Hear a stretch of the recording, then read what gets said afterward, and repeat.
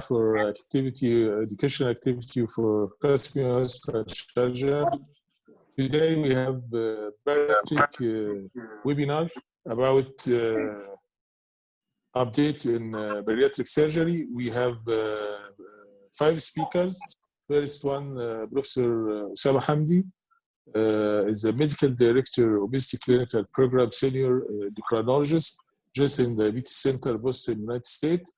And the second speaker, Adriana Rotando, it is a consultant bariatric and upper gastrointestinal surgery in Siha Hospital, Abu Dhabi, and Med Clinic, Dubai. And Dr. Abu Ahad Al-Wahidi is consultant bariatric surgery at Al-Qassimi Hospital, and also it is the chief of American Society of Bariatric and Metabolic Surgery Society. And Dr. Chifa Bermer is a consultant bariatric and emergency surgery, Whittington Hospital, London. And last speaker, Dr. Badr Hadrami, it is a consultant bariatric upper gastrointestinal surgeon, Royal Hospital, Oman. We will start first with Professor Osama will lecture us about COVID-19 and obesity and diabetes. Please all mute and all questions in chat, no voice questions. Each speaker will have 10 minutes and 5 minutes for discussion. So please, Professor Osama Hamdi, you can start. It is a pleasure. So can you stop sharing your screen? And yes. Okay. You can start now.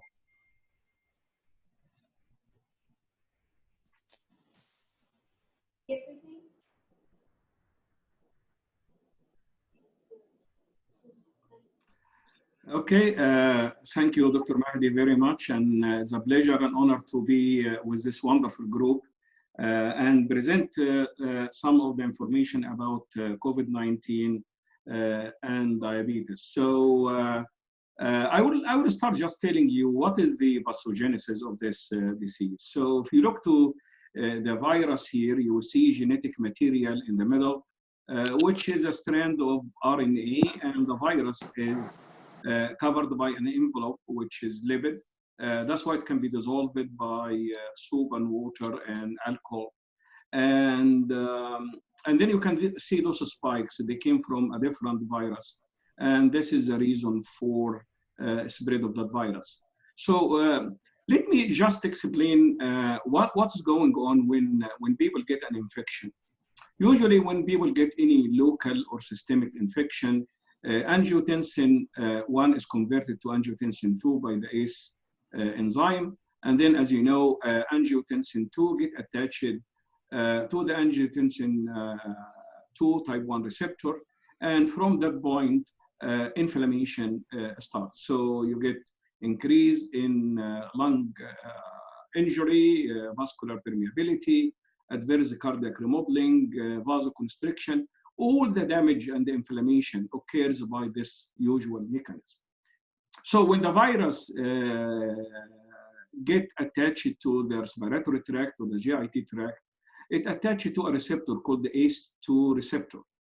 And ACE2 receptor is very, very important because ACE2 is suppressor for that process of inflammation. It degrades angiotensin 2 to angiotensin 1.7 and angiotensin 1 to angiotensin 1.9. So basically, every time you have infection or sepsis, the ACE2 is suppressing all that mechanism. So when the virus get attached, as you can see, to the receptor, it occupies the receptors, and then those proteolytic enzymes that enter inside the tissue, and this can be a dramatic effect. But what happens here is that you downregulate all the ACE2 receptors. So that mechanism is not there. The suppression mechanism is not there. And you can see augmentation of the inflammation.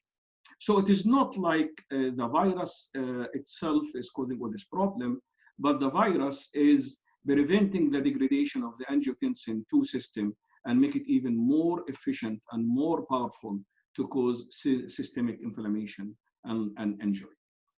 So people are asking, what is the case with giving ACE inhibitor or ARB? We are using them to protect kidney, to control blood pressure. You know, those two will increase the number of receptors. So more virus will attach it, more virus will penetrate. But in the same time, it will weaken all that mechanism, which is very, very important. Weakening that mechanism by ACE inhibitor and ARB, so the inflammation will be minimal. So you will see more entry of the virus, but less inflammation when you have the ACE inhibitors and ARBs. The same with statin. You know, usually, you know, LDL reduce ACE receptor, but statin increase them. So more virus will attach it, more virus will penetrate, and more virus will cause inflammation. But statin has its own anti-inflammatory effect, and there is a very recent paper just came a few days ago showing that giving statin is actually reducing the impact of the virus. So it looks like ACE inhibitor and statins and ARBs are good medication in that scenario. One of the things that most people don't know is that the virus also, or the ACE receptor, are also on beta cells. So when the virus get attached to them, it causes significant disruption of the beta cell function and significant inflammation as well. So this will lead to worsening of diabetes, but now we are talking about new cases of diabetes. It had been shown that new cases of type 1 and worsening of the already existing cases of type 1 and worsening of cases of type 2, and more patients get diabetic ketoacidosis. So we are using one of the medication for treatment of diabetes called DPP-4 inhibitor. And interestingly, DPP-4 is also a functional receptor for the virus. So, and that's how the virus also causes inflammation. So giving DPP-4 inhibitor and you block all those receptors, it limits the tendency for the infection caused by the organism. DPP-4 inhibitor had been tried in SARS-1 and also tried before in MERS. So it looks like it may be a good idea. There are 3 studies going on in that scenario. So now let me talk about the vaccination and treatment. We have now 2 vaccines already in the late phase of testing in phase 3. One from Modena in the United States and one from Oxford in UK, and AstraZeneca will produce it. I believe it will be available between September and November of this year. Now, let me quickly tell you why people with diabetes have more problems. People with diabetes have defect in innate immunity.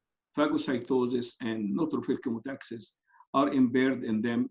There is also defect in cell-mediated immunity in people with diabetes.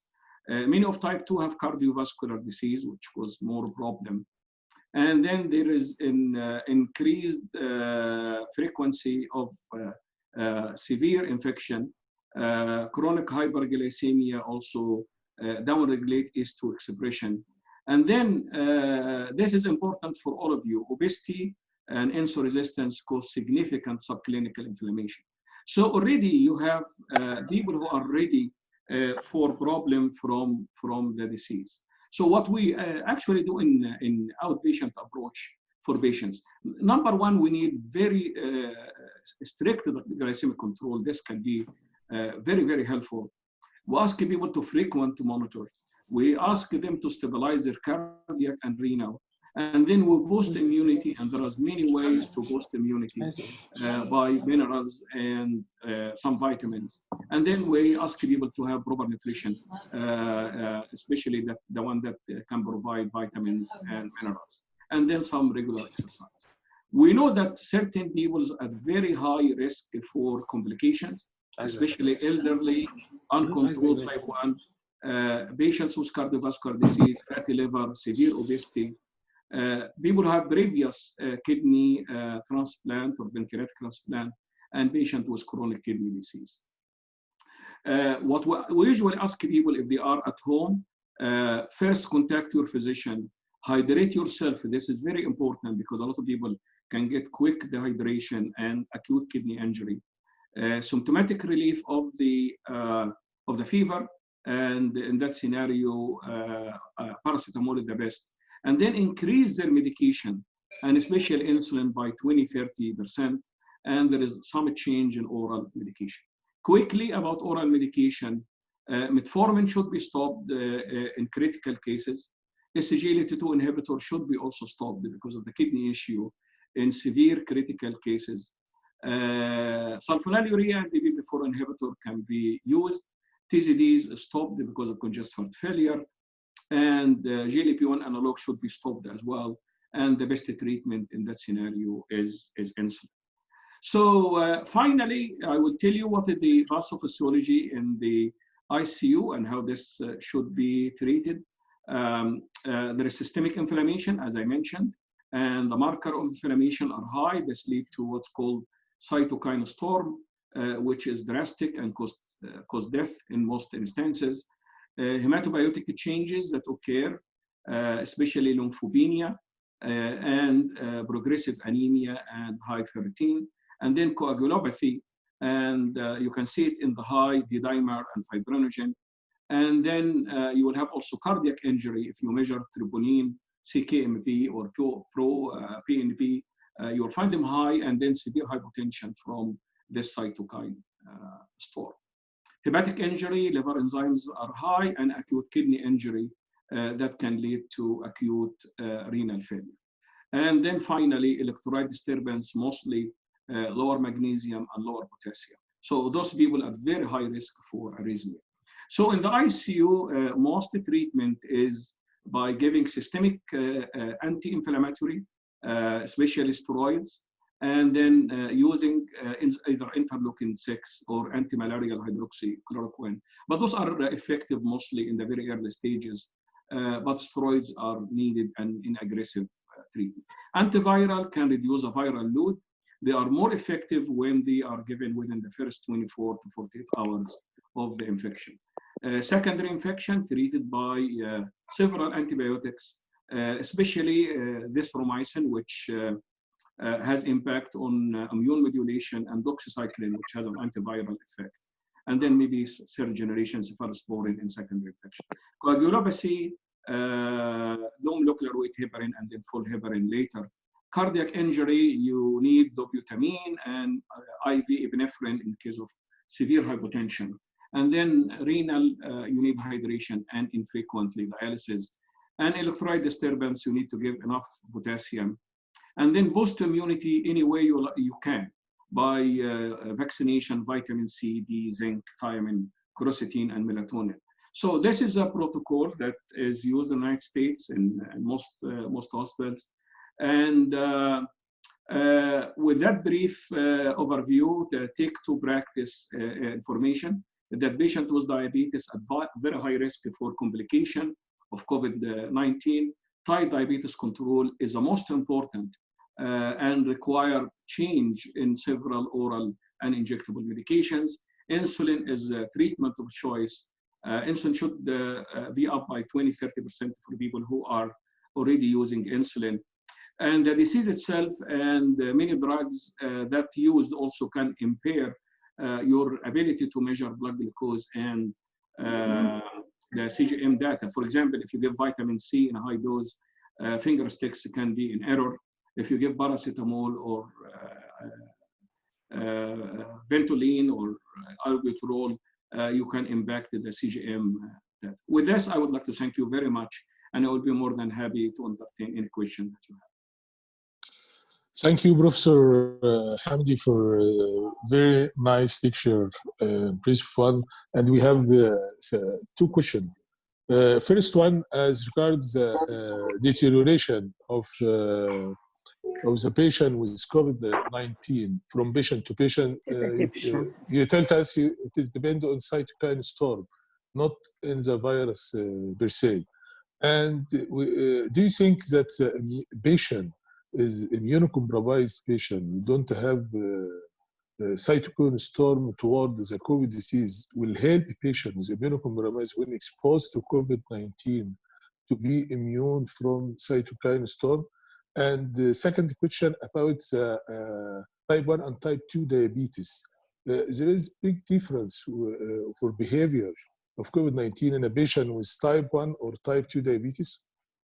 Yes. So regarding the first one, People with diabetes in general are immunocompromised, but anyone who's immunocompromised by immunosuppressive medication or because of maybe HIV or similar, those people are prone to have severe cellular and humoral effect because the immunity is so bad.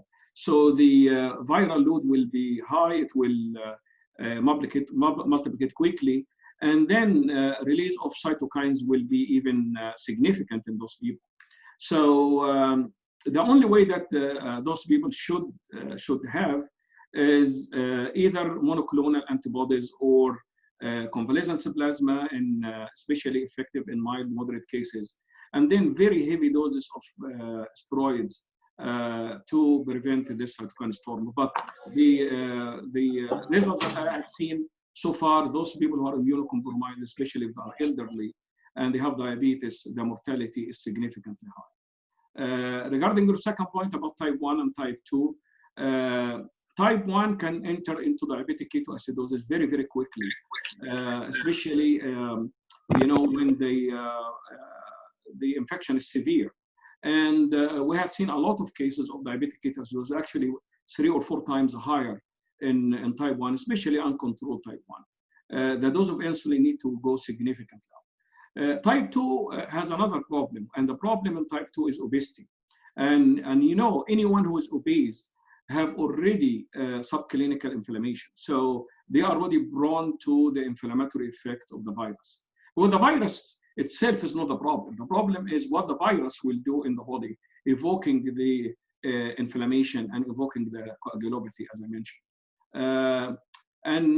Obese people also has another problem that they have already hypoventilation because of obesity and the Bequickian effect.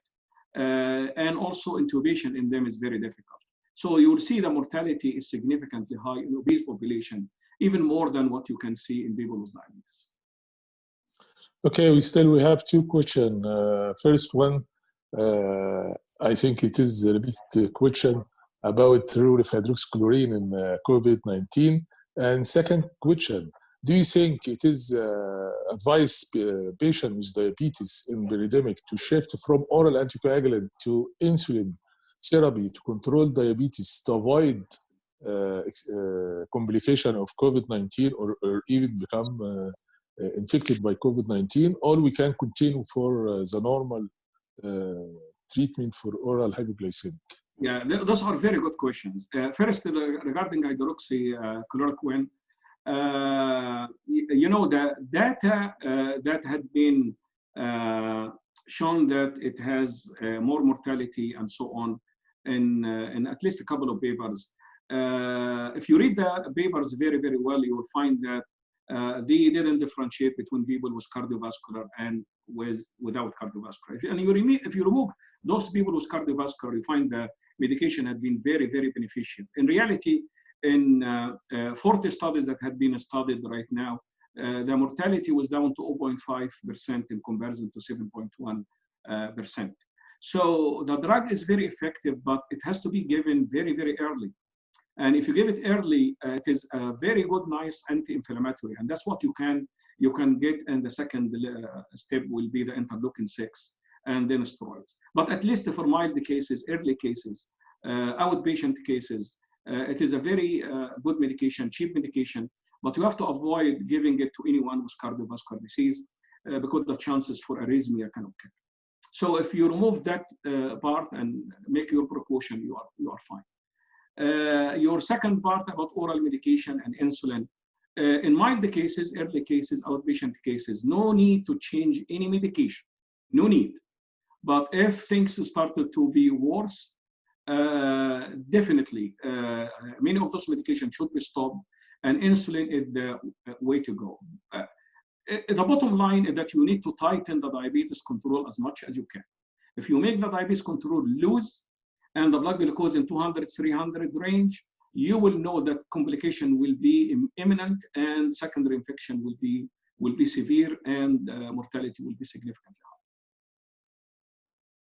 high. Last question, Professor Hamdi, about the role of hydroxychloroquine in prophylactic treatment, especially for health workers, can be used when exposed every day to COVID-19? No, nothing of any medication of those should be used in prophylaxis. Nothing called the prophylaxis except to boost immunity as much as you can. You know, to boost immunity, you need vitamin C, 500 milligrams twice a day. You need vitamin D, 2000 international unit. You need zinc, 50 milligram. You need thiamine, around 100 to 200 milligram. You need quercetin, 500, 850 milligram. And then you need melatonin, 3 milligram. Those can increase your immunity by 300%. But giving medication with side events as prophylaxis is not advisable. If people start to have any symptoms or even suspicious of symptoms, until it is confirmed, they can start immediately hydroxychloroquine and maybe azithromycin or vancomycin. Okay, thank you, Professor Hamdi, for your attendance here, and we are so proud to be with us every month at least. So thank you very much. My pleasure, and it's a wonderful group. And I'm sorry I have to escape because I have a lot of other stuff to do now, but wish you all the best for this wonderful symposium. Thank you, thank you. Now we are going to the second speaker, Dr. Adriana Rotando. It is a consultant bariatric surgeon and upper gastrointestinal surgery in Seha Hospital and in Med Clinic in Dubai. Will tell us about it is size of pouch means something or not. So please, Dr. Adriana.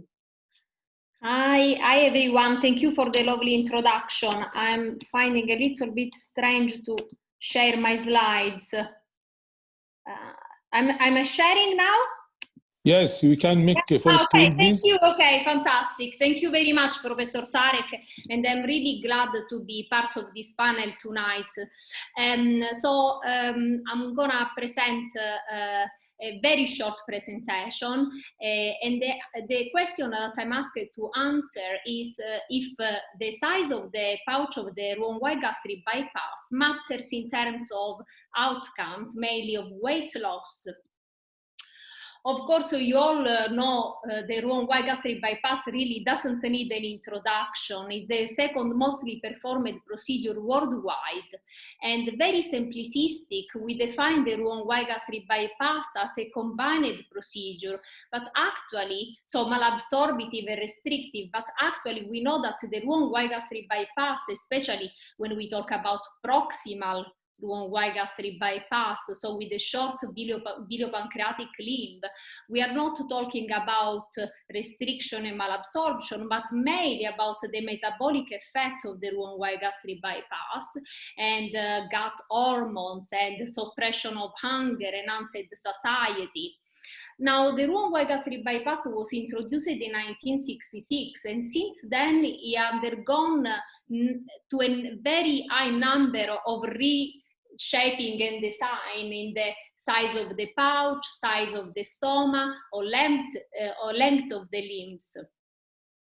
I would like just to do some few considerations, because if we are thinking that the size of the pouch matters, then we need to also take our experience from cancer surgery. Who does gastrectomies knows very well that even when you remove more than 75% of the stomach, the patients, they still maintain their weight over time. And if the size really matters, why a rather big pouch like the one of the mini gastric bypass? Yes, of course, a narrow pouch, but why this pouch? Why this procedure has got some excellent results in terms of weight loss? And if you think that 20% of Roux-en-Y gastric bypass actually fail in terms of weight loss, you also see that these patients, and I see actually quite a few, they've got a rather small pouch despite they haven't lost, they didn't reach their goal in terms of BMI. So actually, we're not just talking about the size of the pouch, but also the shape of the pouch. And probably there are also other contributing factors like the stomach size and the limbs length. Now, I found this fantastic review, systematic review that has been recently published on surgical endoscopy by Professor Mawar, and basically it's a systematic review of the effect of the gastric pouch size and the stomach size on weight loss outcome after Roux-en-Y gastric bypass. So they analyzed only the proximal Roux-en-Y gastric bypass with the biliopancreatic limb length less than 50 centimeters. And they analyzed 24 articles. Of these 24 articles, 14 articles were related to the pouch size.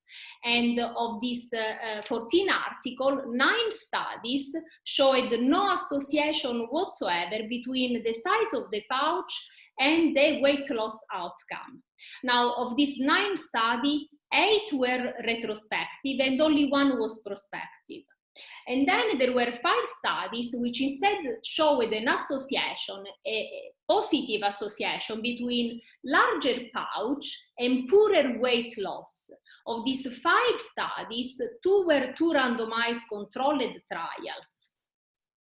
But what the authors concluded is that actually in the literature there are very few studies, prospective and randomized, in which the pouch was designed specifically to analyze the weight loss after Roux-en-Y gastric bypass, because most of the studies in this systematic review are retrospective, so they are done 6 months or 1 year after the surgery, when the pouch perhaps has already dilated.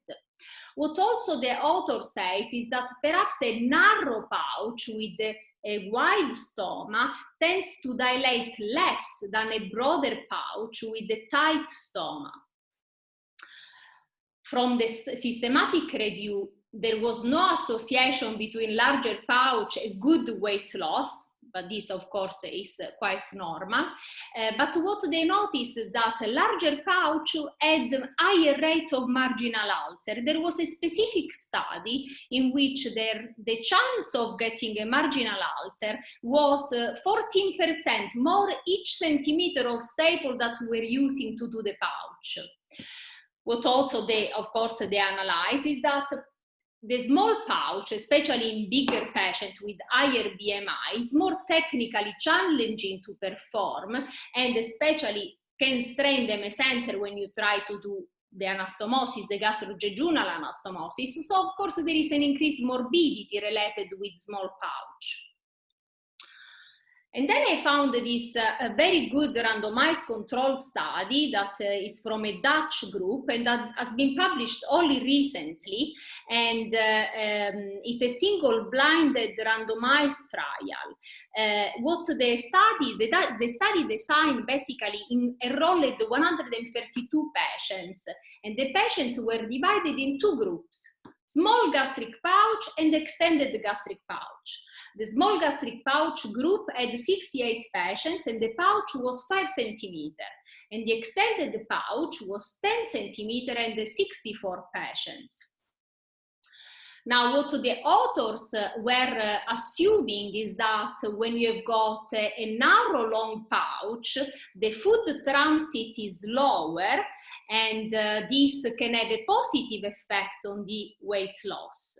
And is anyway proven that a fast emptying has an association with poor weight loss. So for example, the micro pouch with a very large stoma where the food just drops in the intestine. And instead long pouch, narrow pouch, they've got delayed emptying. So the surgery was performed by 5 experienced surgeons with more than 500 procedures each. They've got a standardized procedure. The BP length was 75, the alimentary limb was 150 centimeters.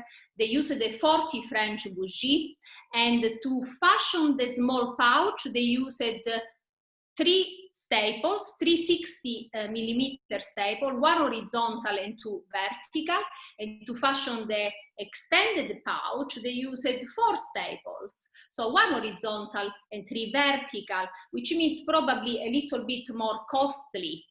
The anastomosis was the same with the linear staple, 35 millimeter, and the closed with the barbed suture. So interestingly, after 2 years, the patient had the same total weight loss, but at the 3rd year, there was a significant difference between the 2 groups, and the extended pouch group had no weight regain, while instead the short pouch group had some weight regain. Okay, we are talking about small numbers because the difference was only about 3.7%, which is about 6 kilograms at 3 years. But it shows that the extended pouch actually has not a negative effect, for sure, on the weight. And of course, we are talking about small numbers. What they've seen also is that the marginal ulcer rate was very low, was around 2%, and of these 3 patients who had marginal ulcer, 2 were in the small pouch gastric bypass group, and 1 was in the extended pouch. And of the 2 patients who had the ulcer in the small pouch, 1 had to have a revision of the anastomosis. The GERD score was the same in both groups, but what they noticed that in the extended pouch, the patients reduced the amount of proton pump inhibitors that were taken after surgery compared with before surgery. Quality of life was the same. The results on the resolution of diabetes was the same, but on hypertension, the extended pouch had slightly better results at the 3rd year. Vitamin B12 was lower in the smaller pouch, but okay, we can understand that because there is less gastric surface, and there was no mortality.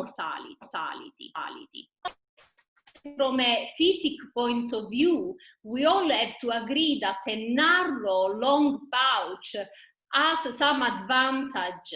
I mean, can explain why these results are so good, because if you've got a small radius in a cylinder, this cylinder will not dilate as easily. So, of course, a vertical long pouch has a less chance to dilate over time. And also, the flow rate is inversely proportional to the length of the pouch. So the longer is the pouch, the slower is the flow inside. So we suppose that the food will take some time to pass through the pouch, through the anastomosis in the intestine. So in conclusion, I have to say that clearly there is no evidence that a smaller pouch, less than 25 ml, has got better results than a narrow long pouch. And probably more than the size of the pouch is the shape of the pouch. So rather than an horizontal pouch, we should all concentrate in doing vertical long pouch. And in terms of risks of marginal ulcer, even the mini gastric bypass, which I perform also in my experience, has a rate of marginal ulcer between 2 and 3%, and that is rather a very long pouch. Thank you very much. Thank you, Adriana, for a very nice presentation, and I think we have a lot of questions for you. First one, okay. Yeah, first one, you know, we read this study, but this study has some questions about the hair, because you know that all of secreting sulfur HCl are located in the lesser curvature, and when you are going to make lesser curvature more in your pouch, more acid secretion, and this when we are comparing the Roux-en-Y gastric bypass with mini gastric bypass with long pouch, we'll see the marginal ulcer is high in mini gastric bypass than Roux-en-Y gastric bypass? This is the first question for you. And second question about some Roux-en-Y surgeon use narrow micro pouch with bougie around 29 or 32 and complete excision of the fundus, and some are putting some ring about the pouch to decrease the weight rate after surgery. But all are failed because weight regain after surgery, I think, is not related to the pouch, related to the multifactorial causes than the size of pouch or even the size of the gastrojejural anastomosis. So can you answer please about these two questions? Yeah. Okay, I start from the second one. So, okay, yes, I am aware that there are many surgeons who do micro pouch, and they also put a ring on top of it. And they claim that they've got better weight loss than a rather longer pouch.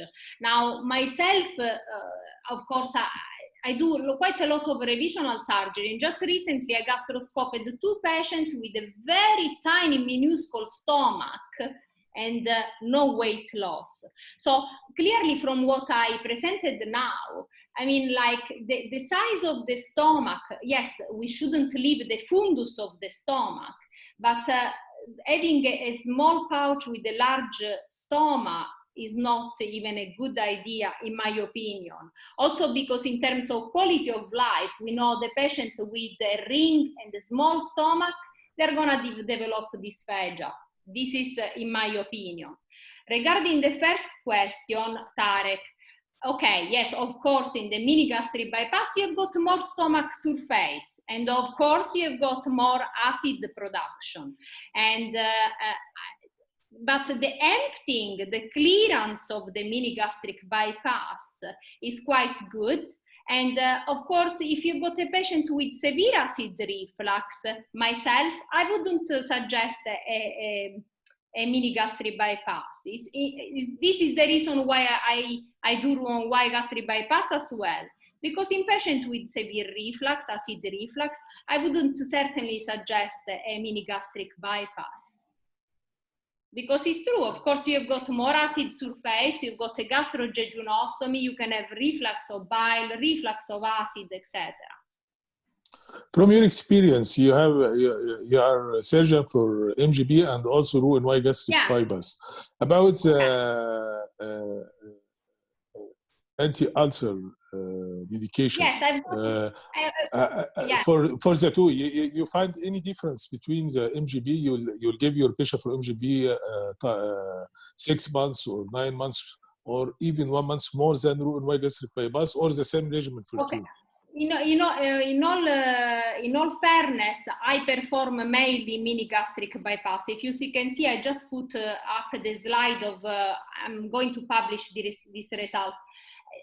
I cannot compare the number of the Roux-en-Y with the mini, because I do much more mini than Roux-en-Y, number one.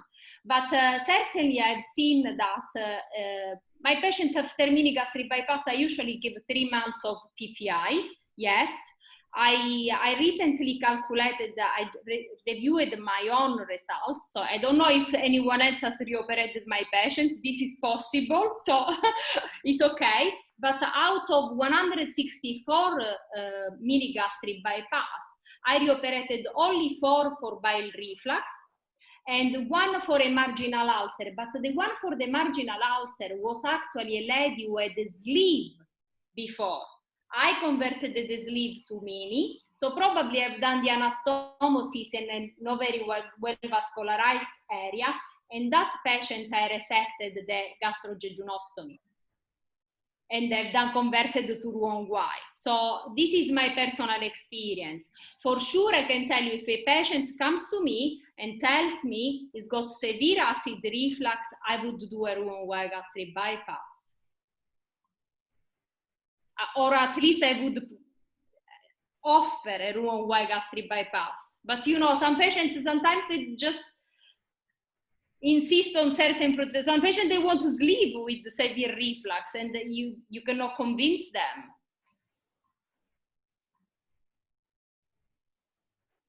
Oops, I cannot hear you. Hello? Hello? Sorry. Yeah. We have one Yes. question from one of our audience about do you think is excessive hypertension is option going with certain inhibition with reflux after sleep? I think you don't have the experience with excessive bypass, so you can't answer this question, yes or not? Sorry, I didn't hear.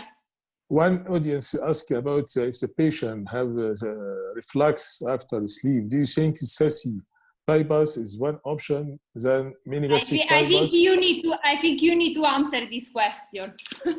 I don't do SASI. For me, I didn't have the experience, but Dr. Michael Kramer from Munich have experience in a patient treat reflux after sleep with SASI bypass. But from me, I don't have experience because when I have patient, yeah, you ruin why gastric bypass. I do wrong why after sleep. Last question: the best revision procedure for failed mini gastric bypass in terms of weight regain. I think Dr. Chitan will answer this question, and you can know your experience also when you have weight regain after MGB. What is your opinion? Okay, and I have to say, until now, I didn't face this problem. I actually had one patient who has lost too much weight, so I had to shorten the bypass. But I had many patients with the weight regain after failed Roux-en-Y gastric bypass. So I can tell you what I do with them. So I make the video pancreatic limb longer. However, the results are really not great. Yeah.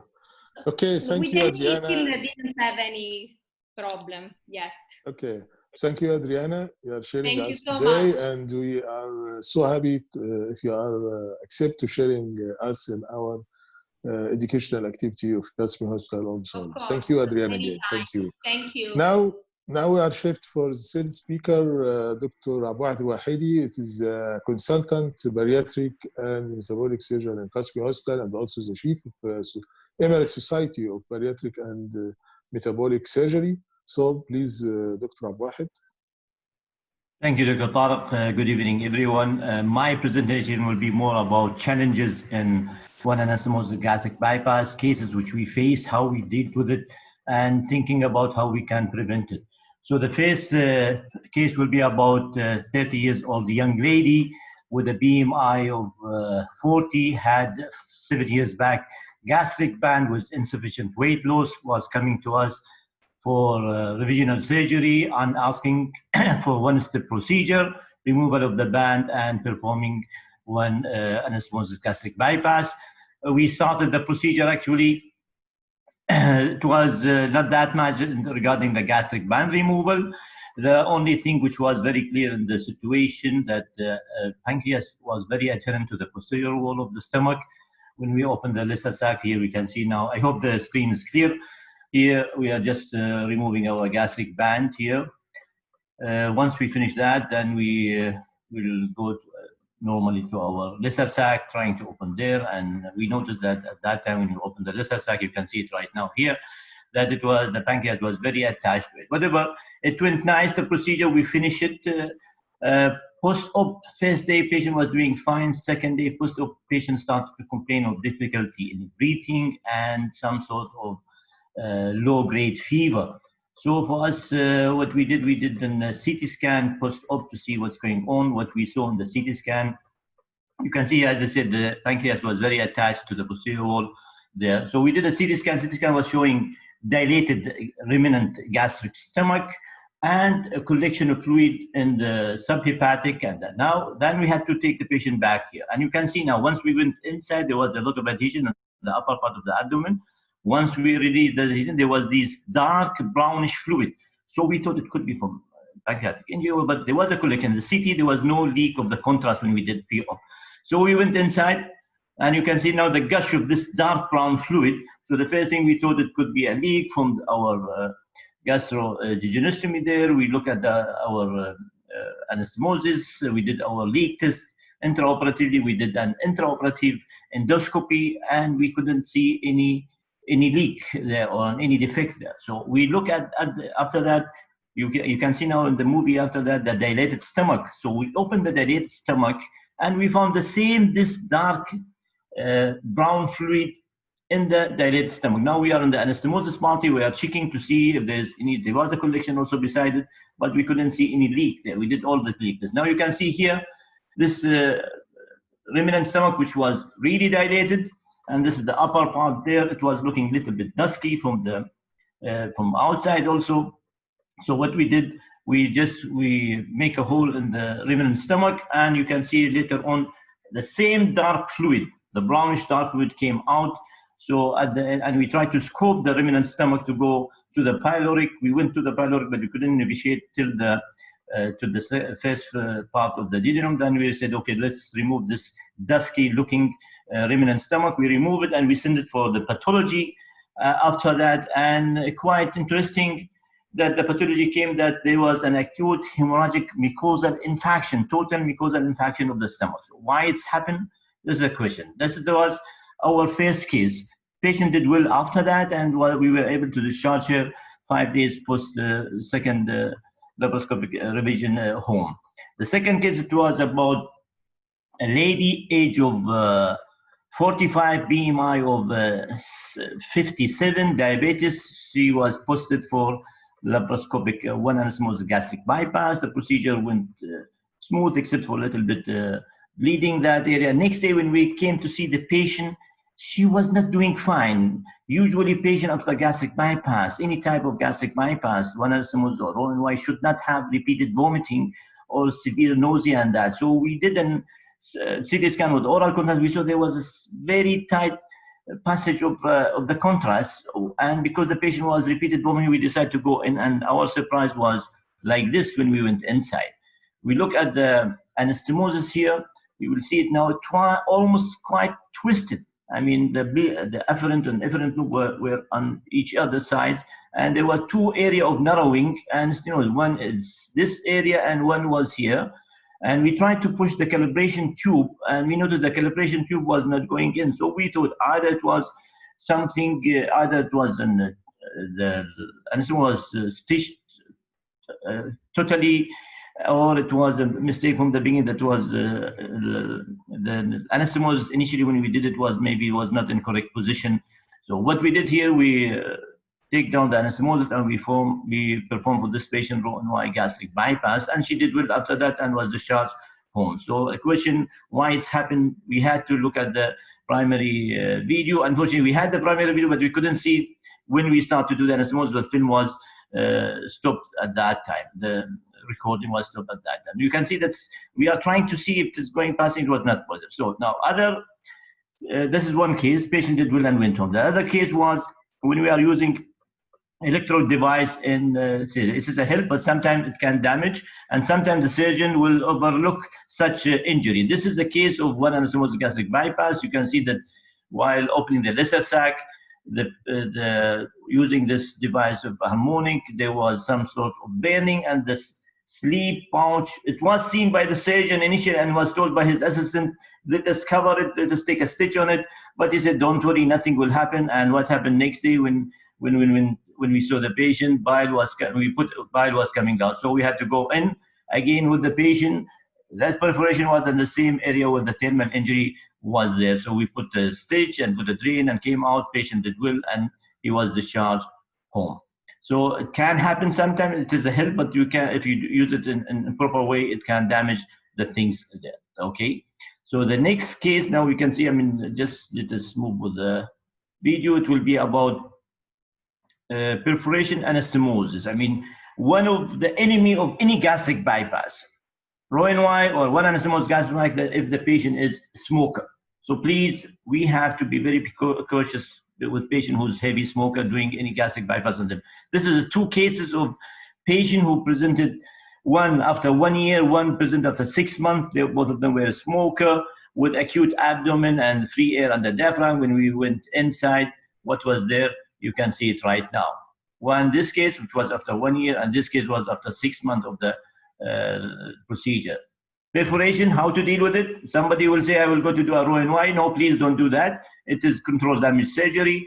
Put this, take a stitch, put a patch, and come out, put a drain and come out. Don't be Superman and say, I will do a Roux-en-Y in peritonitis condition. There are people who are advocating. So another enemy of a surgeon when it's come to a bleeding. This is a case of a young man, age of 35, BMI of 50, borderline diabetes, was posted for one anastomosis gastric bypass. Initially, the procedure was so nice, everyone was happy. And next day, immediately when we came to see the patient, he was tachycardic, drop in the HP, so we had to take him back in. And it was showing this hematoma collection. As usual, you go in looking for the source of the bleeding. Most of the time, you will not find it. So what you do, you try your best, suck out, put a drain, and come out. Unfortunately, this patient was unlucky. After almost 5 days of the exploration, or 3, 4, or 5 days of the revision of the exploration, he started to have fever, and then was shifted to another institute, to us. Actually, it was done first in primary hospital, then shifted to us because of this sign of leak in the CT scan after that. So you can see now, this is the hematoma. Here we go endoscopically in, and we see this, the drain which was there, and this is the opening there. Now somebody will say, what do you do? Why not going for putting a stent? Stent is easy sometimes to put it in Roux-en-Y gastric bypass with the possibility of migration, but here there are two lumen. If you put it in the efferent loop, you will obscure the other limb, so it's not possible. So we went inside. So the decision was what to do for this patient. Should we go for revisional and creation of Roux-en-Y gastric bypass? We decided, as was being always advised by Rutledge, if you go in, please take the patient back to the normal anatomy. So what we went inside, we refashioned the anastomosis and we put him back in his normal anatomy, and he did well and he was discharged. Okay. Second case, now the next case which is come, you can see it here, just from as I said, we went inside, we revised it back to the normal anatomy, which we said we did. Now here, another example of what's happening. This patient was an age of 60, diabetic, hypertension, was operated in one of the hospital out of the area, and he was doing fine. Post-op, second day, third day post-op was discharged, and we admitted after 1 week. The original bariatric surgeon was not available in that hospital at that time when he was admitted. They did a CT scan, they saw a collection, but they said, okay, they were hesitating to go in. They said, we'll treat it conservatively. Patient deteriorated, went into sepsis with kidney shutdown. The main reason why they didn't inside, they said, we don't have our bariatric surgeon, we will not go in. So we said, please then send the patient to us. We went inside, and you can see now there was a collection, subhepatic beside the anastomosis. What we did also, we did intraoperative endoscopy. There was no evidence of leak. We just drained, we put a drain, and after 5 days, patient did well and was discharged home again. So please, for our colleague who don't have any bariatric experience, don't hesitate to go in case of peritonitis. You will not harm. You just put the drain and come out, wash and come out. We are not asking to refashion or to put him back on any normal anatomy. As we are dealing with any acute abdomen like perf-DU, go in, put a drain. If you are able to put the stitch, put. If you are not, just put a drain, wash out and come out, and the rest will be done by the when the bariatric surgeon is there, or you can revise him back, despite waiting till the patient go in sepsis and multi-organ failure. Again, hematoma and fistula. This is an interesting case of young lady, age of 35, BMI of 40, who had gastric plication 4 years back with insufficient weight loss, coming asking for revisional surgery. Decision was to go for gastric bypass. Operation was a little bit difficult at the beginning because of the gastric plication, but she had the procedure done. Next day, she had a drop in the HB almost 2 grams. And when we did the CT scan, this was the finding. You can see it here. Okay, you can see now it is showing you here. There is the second day. You can see the hematoma. Now the question: should we wait for this hematoma or to go into evacuate it? We give the patient 1 unit of blood, and she sitted. The tachycardia came down. She was not complaining. She stayed for another 3 days. The inflammatory parameter was subsiding, and we decided to discharge the patient. She was discharged, and she came after almost 10 days back with fever and shoulder pain. Okay, with fever and shoulder pain. When we did a CT scan with the oral contrast, we saw that there was a fistula. So the question now: should we there was a contrast leak. So we went and we did a gastroscopy for the lady. We saw two things. We saw an opening in the upper part of the sleeve pouch, which is like appearing like a leak, and another connection beside the gastrojejunectomy between the two between the remnant stomach and the sleeve pouch. So you can see it here, and you can see it in the oral contrast here, and the oral contrast which we did. Now look at here. It will appear the remnant stomach will appear immediately. So there's a connection between both. I mean, there was a fistula, one fistula and one gastric fistula. So the question, what we did here? What we did here, we just put a pigtail catheter. It is a good option for any leak in both, in the upper and in the lower one, for 3 to 4 weeks. Then we remove it. Patient became totally asymptomatic, febrile, all inflammatory process subsided. But that one, we saw the patient 6 months back again, 6 months after the surgery, without any complaint, good weight loss. When we are doing the gastrography, there's still the communication there between the remnant stomach and the sleeve pouch. So should we go in and do any other thing in this patient? We decided, we took more than one opinion from expert bariatric colleagues. They said, so long the patient is doing well, losing weight, no sign of inflammation, nothing there, leave her alone, don't touch this area again, except if she come with any other complaint like fever or weight regain too much. But she is so much happy with her, despite that the contrast every time when we are doing it, showing this gastric fistula. At the end, I would say, complication is part of surgery. It is better to prevent the complication than to be an expert in managing these complications. Smoking is one of the biggest enemy of any gastric bypass procedure. Please advise your patient to stop it, and not just to say stop it and you are not following this issue with the patient.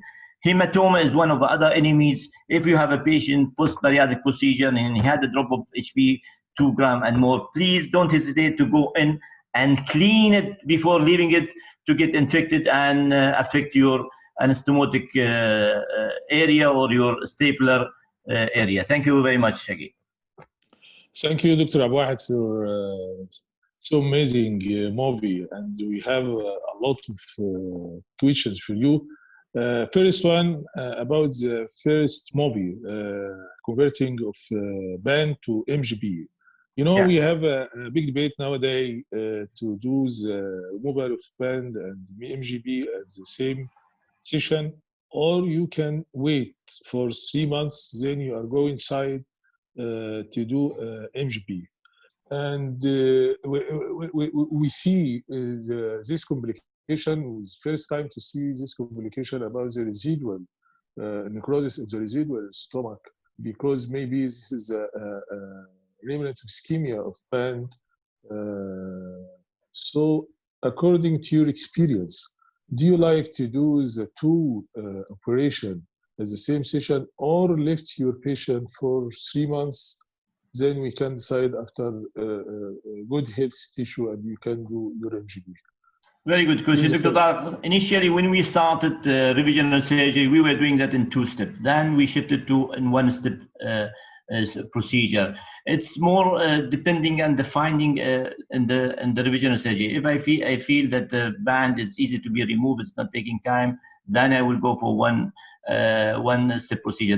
Most of the study has been done on this. They said there's no significant difference between 1 step procedure and 2 step procedure in regarding the converting band to a bypass procedure.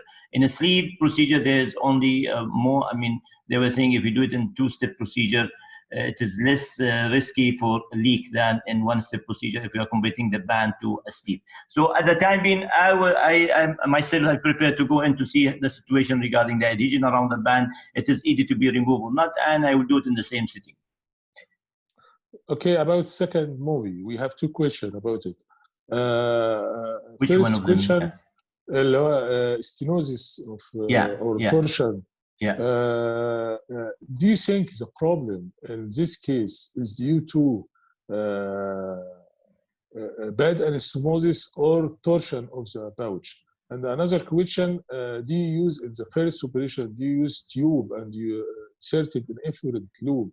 Then you do your anastomosis, Yes. or Actually, yes. We are using always the tube, putting in and doing our anastomosis. This, I mean, this what regarding the tube is some of our colleagues are right. They said it's better to take, and then you can be sure that you are narrowing. And some of them they will not prefer to do it. But in this patient, we were putting a tube. Now, if unfortunately, myself, I couldn't see that primary procedure, but it was a normal procedure. But it could be one of the possibility that it was twisted from the beginning when we did the anastomosis, that we took the medial aspect than to take the lateral of the staple line. It could be. I'm not sure about it because I didn't see it myself. The video was available, but at the time when we did the anastomosis was not there. But one of the possibilities could be from the beginning it was twisted. Do you think the twisted of the tube in MGP is related to direction of stapler? Because sometimes when we are going to put our second stapler, we use at least when we are starting with 60 stapler, and then we are going to construct our tubes. There is torsion already in the tube. But sometimes when we are going to use 45 and then 60, still we have torsion of the tube. What do you think about how can you avoid it? Yeah, it is possible, but if you take the godfather of one anastomosis gastric bypass, which is the Professor Rutledge, he will advise you to go first with the 45, and then you continue. This is his advice. Now, this will help us in avoiding this twisting. Most probably yes, but we have to, I mean, we have to take the precaution when we are doing the anastomosis to see exactly if it is lying in a proper position or not. Some of them, they will take some uncanning stitch for the efferent loop not to go to the other side. If this will help, nobody knows. There's no evidence based on this part. And you don't believe when you are fixed the efferent at the efferent loop, this will decrease the incidence of torsion of tube? Everything is possible. I mean, we don't have something evidence-based for that. Yeah. Okay, still we not have more questions. Thank you, Dr. Abu Wahed, for so amazing presentation. And now we are going to the next speaker, Dr. Sheeta Berman from London. He will tell us about how to avoid weight regain after MGB. I know he didn't have any case for MGB, weight regain after MGB, but I think he can help us how to avoid weight regain after MGB. I think Dr. Chetan has some comment of hydroxychloroquine, because I didn't see your comment. So you can start by your comment about use of hydroxychloroquine first, then we can start your lecture, please. Okay, hello, can you see me and hear me? Yeah.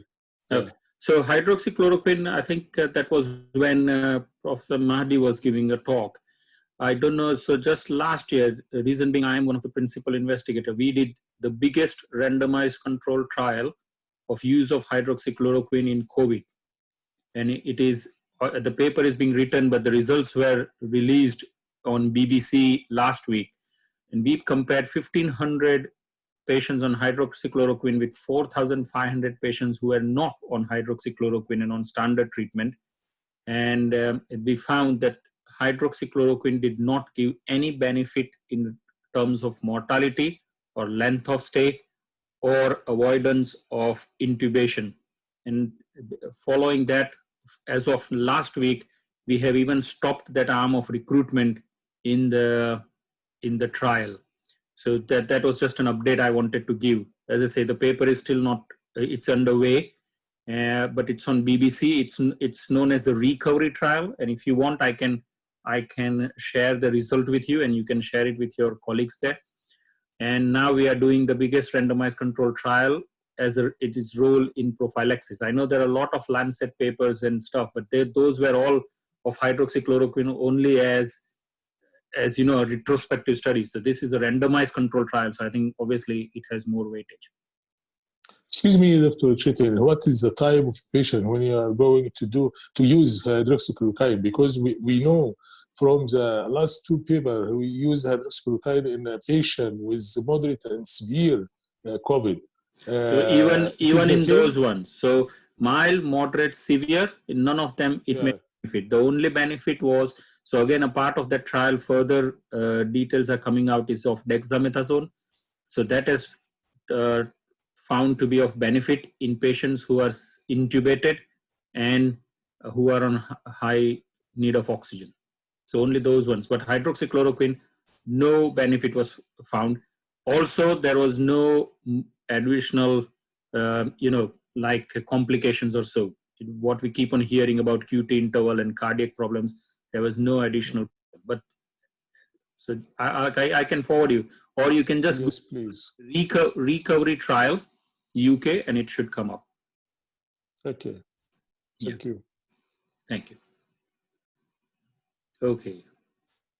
Start sharing your. Yeah. Can you see? Can you see? No. Okay, hold on. Something happened. You can open your presentation first, then you start sharing again. I've done that. Yes, okay. Better? You can see now. Yeah. Okay. You can go to full screen, please. Yeah, I'm doing that. It's just going a bit slow. Excellent. Now I think you can see my screen. Yeah, good. Good. Well, thank you, Professor Tariq, first of all, for this kind invitation for this excellent group. I think all the talks have been interesting and educational.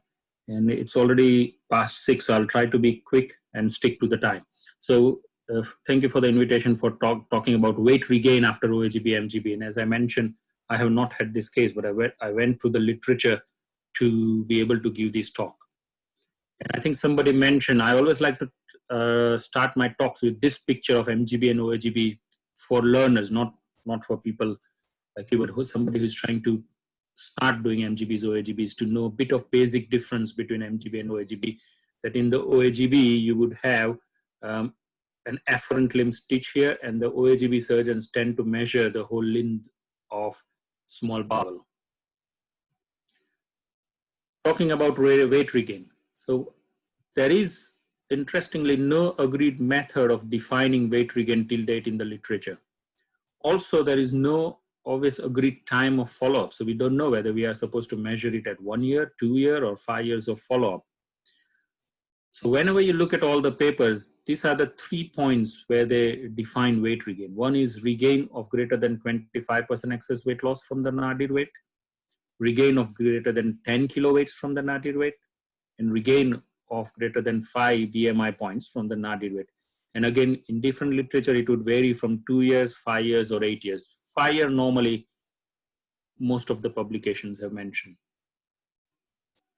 Talking of weight regain in MGB, I think our literature systematic review in 2018 of 13,000, and I think till date, this is the biggest systematic review of this operation. We were the first to report weight regain as an issue with mini gastric bypass, or at least not as an issue, but highlighted that some of the papers mention it. And interestingly, only 6 papers out of the 22 studies included in this review mentioned about weight regain. Very few described what revisional surgery was performed, but then remember, these are the papers all the way from 1997 to 2018. So in the initial phase, we were only talking about weight loss and all those things. Again, there was no definition between weight regain and inadequate weight loss. So many papers just combined inadequate weight loss with weight regain as an indication for revisional surgery. So you can't extract the data, or you can't learn from those papers. Quickly looking at few papers. So this was a paper retrospective study from Taiwan who reported weight regain in 9 patients. So incidence of only 0.5%. But when they compared it to Roux-en-Y and sleeve, obviously weight regain was less of an issue in OAGB compared to Roux-en-Y and sleeve. This is a large multi-center retrospective study from India who looked at weight regain at 5 years. And again, as expected, OAGB had only 6% weight regain issues compared to 13% in Roux-en-Y and nearly 23% in sleeve gastrectomy.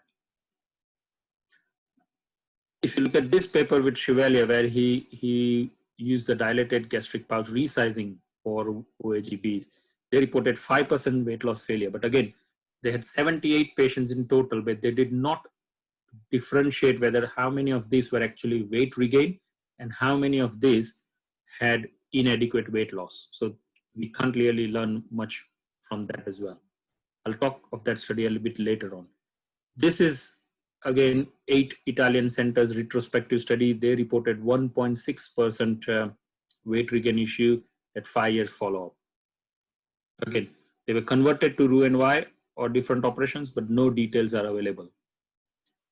Another study by Newberg reported nearly 7% weight regain issue at 5 years follow-up. But then in this study, the problem is that nearly 57% of the patient had OAGB was used as a revisional surgery. And as I think Adriana mentioned earlier as well, and as you all know, when OAGB is used as a revisional surgery, the weight loss is less compared to it being used as a primary surgery. So I think that factor has to be kept in mind. Another paper by Chevalier, this is his first 1000 series, where he only had 4 patients who had weight regain at 7-year follow-up. So impressive results. Another study by Lee, who carried out revisional surgery in only 0.6% of the patient, but again, that was a combination of inadequate weight loss and weight regain, so you can't really say much about whether that helped or not. And again, they seem to be having Roux-en-Y as a conversion. Now, let's talk of the diagnostic modalities, or how to define weight regain and go ahead when you have a patient presenting with this problem. Yes, the first point sounds very basic, like accurate calibrated scales, but what is interesting in our hospital itself is that when we on the 2 different ends of the corridor, 2 different weighing scales has a difference of 3 to 4 kilo in the measurement. So you can realize that if you measure a patient 6 months before on the other one and another 6 months later on the other scale, there could be a discrepancy. So I think, yes, a very simple point, but I think it's always worth mentioning to get it on a one particular scale each time. Eating disorder assessment, I don't know whether we have heard of BITE scoring. This is what we use. And psychological assessment, all patients presenting with weight regain, I think, should have this assessment. And to be honest, all our patients should have this preoperatively so that we don't have this issue later on. And if we come across this problem, I think the patient has to be referred to appropriate eating disorder psychologist or a psychiatrist or a bariatric dietitian.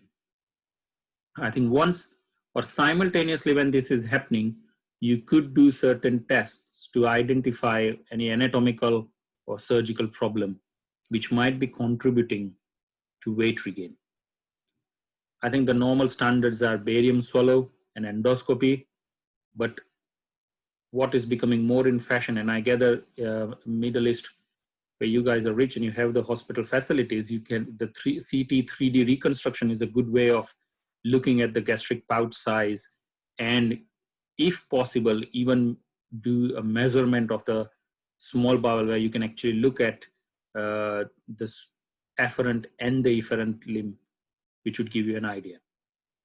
The gastric pouch, again, I think Adriana talked about that. The length and the diameter are important. There is no well set definition, but I think when you have a pouch more than 4 centimeters, you can label it as wide. And as we all know, the gastric tube has to be as long as possible. Ideally, if you look at different studies, more than 9 centimeters for less chance of reflux, but normally between 10 to 15 centimeters. Couple of articles, when interestingly I looked up, mentioned that if you are able to retrovert during your endoscopy in a MGB pouch, it is an indication of gastric tube dilatation. Again, there are no proper study or evidence. These are all anecdotal and personal experience, what they mention. So these are the diagnostic modalities for that. Now, we all know that in MGB, it's the limb length debate which is always ongoing. We need to have that limb length, ideal limb length, to be not having inadequate weight loss, should have satisfactory weight loss, and not have malnutrition. And as you recall from the study before, I had highlighted that the 200 centimeter was the median limb length in all our patients. of 13,000 review. And then after that, so that was for obese patients. We did another systematic review looking only at the role of MGB in less than 35 BMI. And what we found was that in that 120 centimeters sounded adequate. But in that cases, the gastric pouch was a bit larger than the standard gastric pouch.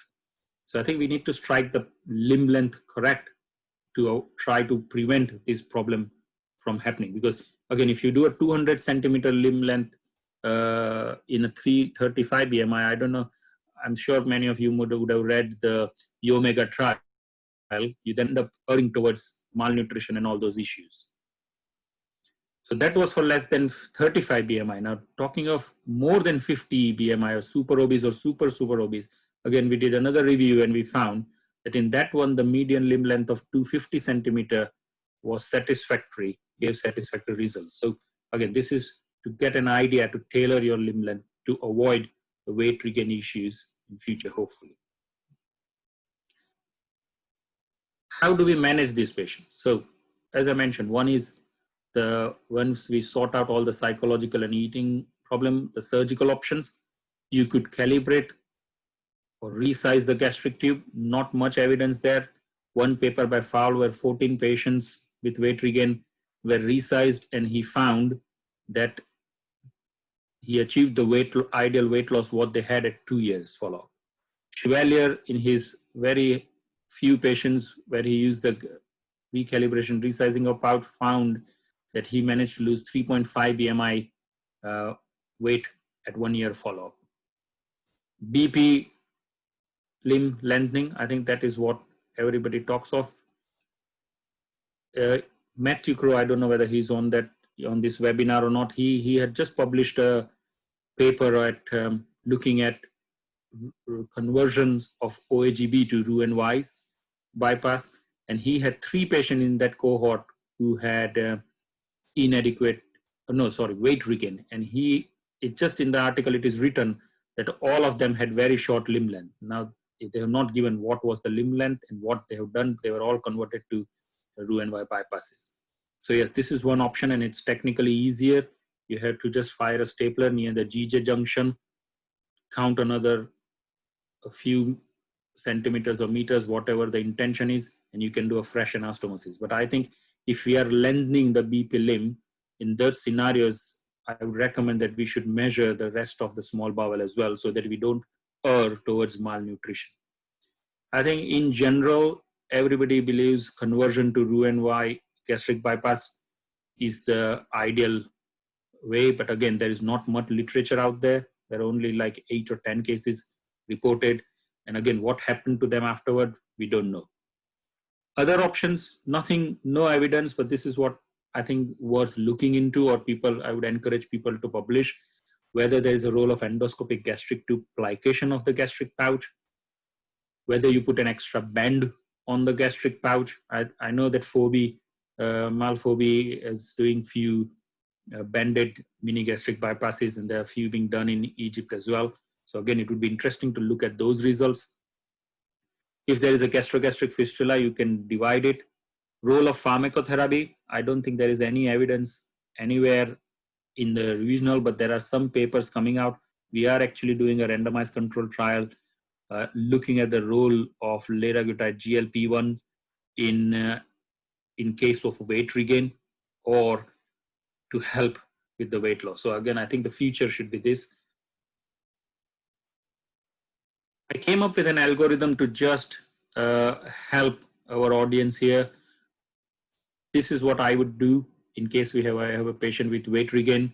Identify, assess for eating disorders, psychological issues and anatomical cause, address the dietary and psychological problems, address anatomical causes, like if the pouch is very dilated, you could re-sleeve it, which could be either laparoscopic or endoscopic. We can lengthen the BP limb, and as I mentioned, I would check the rest of the small bowel in that scenario, divide the gastrogastric fistula, probably bend the OAGB. This is just an algorithm. I would not do that. And if not, converting to Roux-en-Y, and I'm open to consider any novel surgical option. I think somebody mentioned doing Shashi on it. Again, I don't have an experience, and I think Tariq mentioned as well, he has not done one, but this is what I would encourage people to publish so that we get more knowledge about it. This is just a couple of books and practical guides for newcomers to read about the basics and standards of this operation. Thank you very much. Thank you, Dr. Chetty, for a very nice presentation, and we have many points we need to discuss it, now. You know, all diversion, Roux-en-Y gastric bypass or mini gastric bypass, or even during a switch, will depend on the length of BBL and length of bilipancreatic limb, especially in super obese patient. It is mandatory to increase it. But you know, when we are going to increase the bilipancreatic limb, we are going to get a lot of complications, especially nutritional deficiency of hyperproteinemia and iron deficiency, anemia, vitamin B, or vitamin D. And so, when do you think it is a proper way to measure all the small intestine before any diversion operation, or it is so easy to go direct to ileocecal valve and you can measure safe 3 meter or 2.5 centimeter, which is decreasing the incidence of short bowel syndrome? We have a lot of lessons from short bowel. It is 2.5 meters is enough for absorption of small intestine. Do you think, especially in super obese, it is wise to go to the ileocecal valve to measure the BBL limb to avoid weight regain and to avoid to go to dilemma of weight regain after any diversion, Roux-en-Y or mini gastric bypass, or even during a switch? That's as usual, a very interesting question, Tariq. And as you might recall, in all the MGB, OAGB conference or meeting, this is normally the topic. So it depends whether you are talking to Rutledge or whether you're talking to Carbao. So one group don't believe in measuring the whole limb, a whole small bowel length, whereas if you look at Carbao, he measures a whole limb, all small bowel, and then goes midpoint or either 40% or 60%, and then takes it from there. Personally, I think, let us say I did a MGB on a 66 BMI patient. As such, everything, 66 BMI male means you expect difficulties, big omentum, thick mesentery, and I call these patients Shrek, that they are, if you remember the Shrek movie, they are those kind. So while you are handling the small bowel, you have more chances of injuring the small bowel or doing things wrong, which will make the life even more miserable. So I probably prefer just going to the ligament of Treys, measuring 250 centimeters and do it. And we have a small cohort, not a big number. Again, that's a separate paper we published about only 50 to 60 patients. And we found that when we compared that to Roux-en-Y and sleeve, the results with mini bypass, even with that limb length, even 200, we used 200 limb length in that actually, and it was better than Roux-en-Y and sleeve. So yeah, I would err towards maybe 5% less weight loss rather than patients suffering with diarrhea and malnutrition, because mainly my practice is more of a NHS practice. Another question as option after weight regain after sleeve gastrectomy. If you have one patient with sleeve gastrectomy, super obese, 55 body mass index, and you have a sleeve and fail to lose weight, the body mass index become 45, and MGB is the option. What do you think about bilipancreatic limb in this case? You can increase it, or we make fix it 2.5 also? Yeah, so I think in those scenarios, I would choose, depending once the dietary and psychological things are sorted, I normally prefer either between 150 and 200, depending on the dietary habits of the patient, vegetarian, non-vegetarian. You have to assess the compliance. And if I'm overall happy, I can do a 200 centimeter. And if the patient is, say, BMI 45, but if the patient is BMI 30, with no diabetes or anything, probably 150 would suffice. And that's my thought. And again, if you look at the world literature, I think there are about 600 cases till now, sleeve conversions to OAGB, and they are all kind of staying near the 200 centimeter limb length. So I would probably stick to around 200. And you have to remember that all published literature shows that when we have done OAGB as a revisional surgery, the weight loss is less compared to OAGB used as a primary surgery. So I mentioned that to the patients as well. Okay, there is another question. Well, this is a repeated question of anyone anastomosis bypass about the bioreflux through the gastrojejular anastomosis.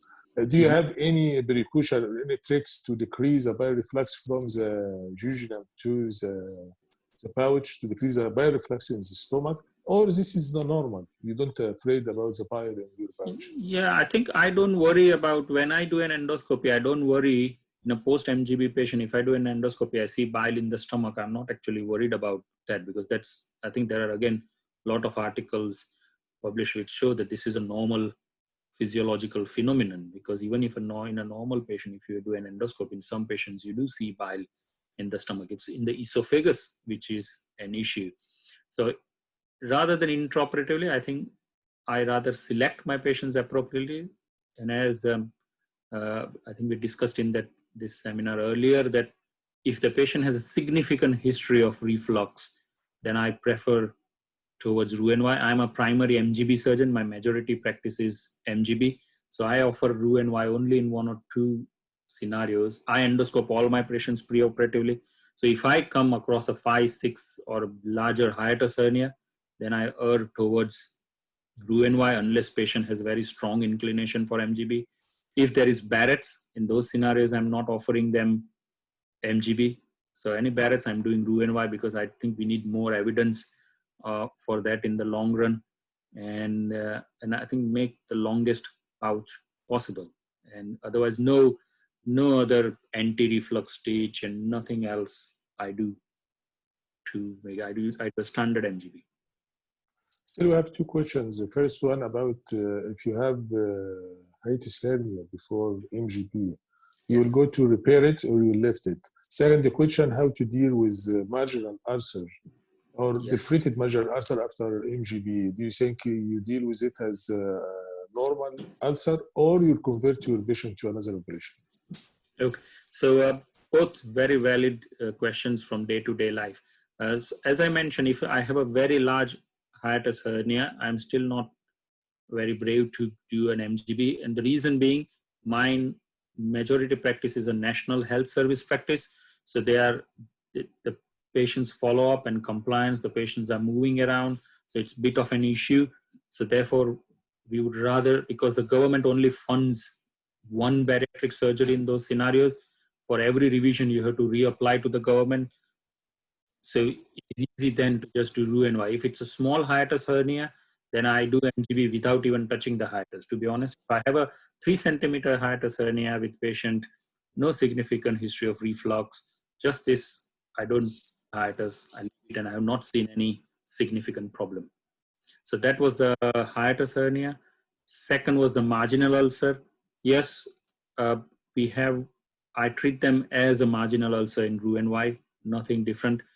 Again, if anybody wants to read, there is a paper we have already published with an algorithm for treating marginal ulcers. So normally smoking is the biggest issue.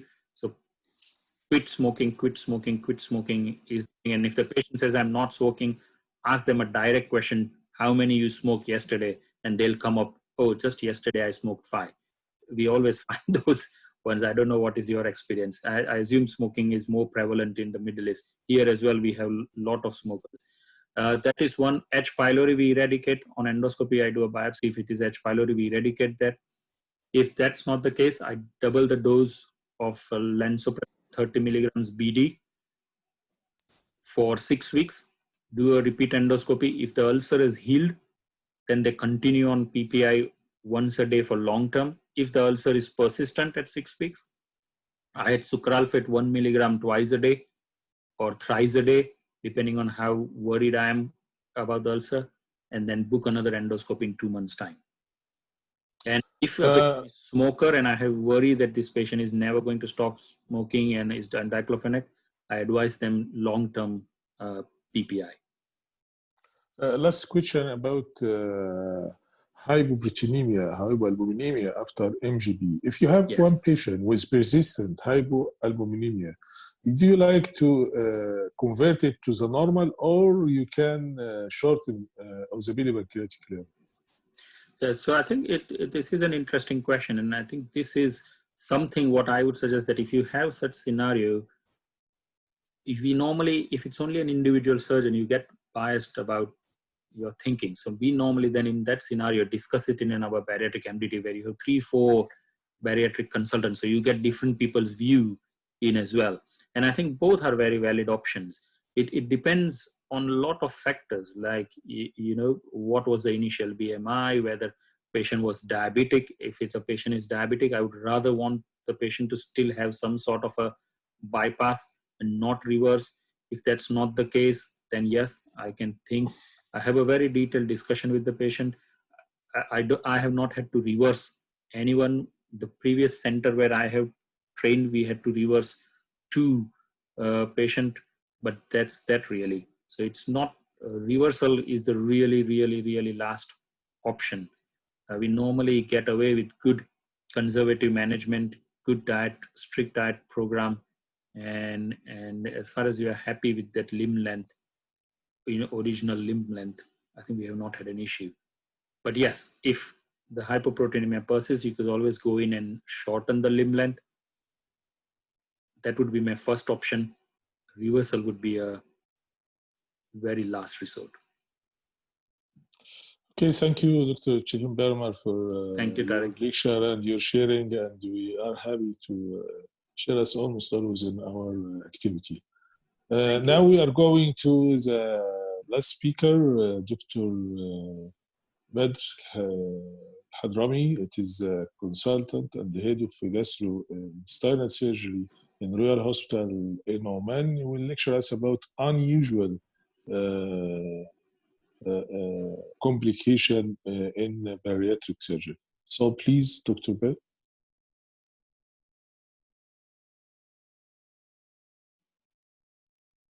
Hello, Dr. Badr, please. We can see, we can hear. Yeah, now it's okay. Good evening, everybody. Thanks, Prof. Tariq and Dr. Abdul Wahid for the invitation. Give me time just to share my presentation here.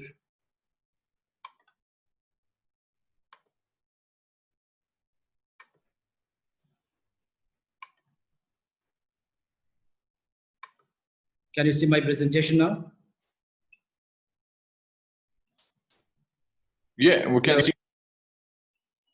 So, good evening, everybody. It's about unusual bariatric complications. So, usually complications, post-op, you have time and you have, time to think what to do. But when you have complication during surgeries, also that is really something which you need to act without panic in such situations. So my first case is about 24 years old male with a morbid obesity. Weight is around, sorry, the videos is hiding me.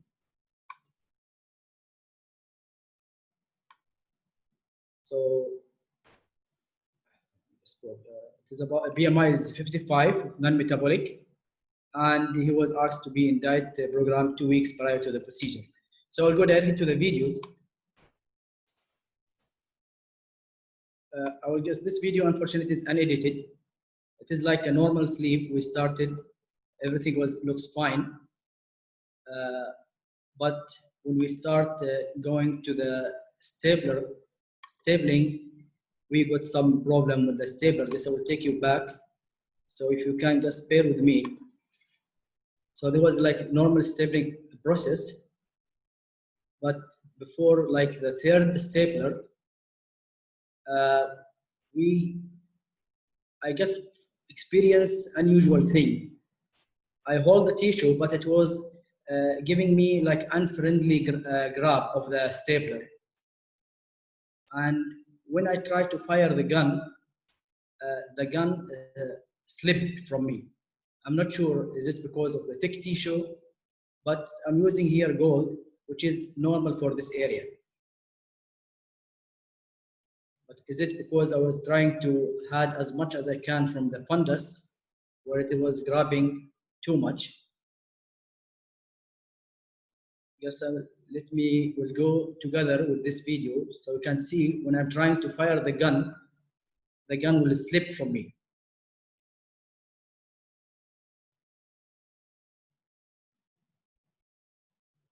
You can see now that I'm trying, see it just slipped out of the tissue.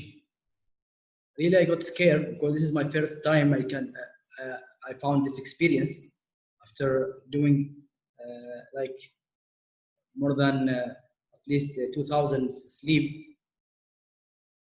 So I tried to fire again and it slipped again and again.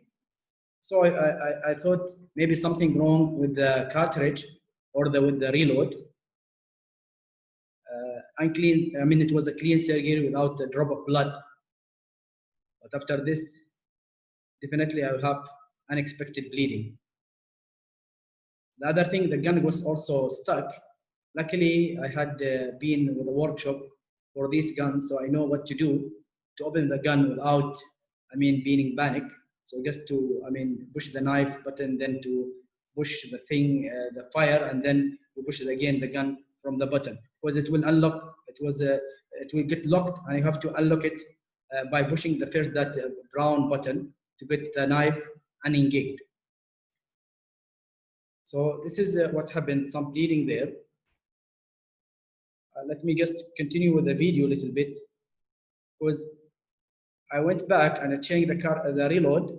I put some gauze as usual.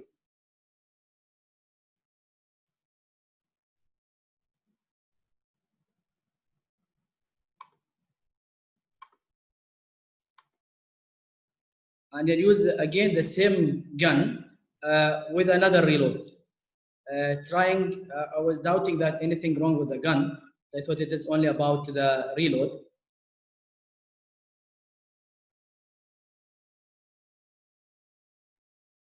So this is another reload with the same gun. But you can see also the same thing happened to me again. The thing starts slipping out of the tissue, starts slipping again.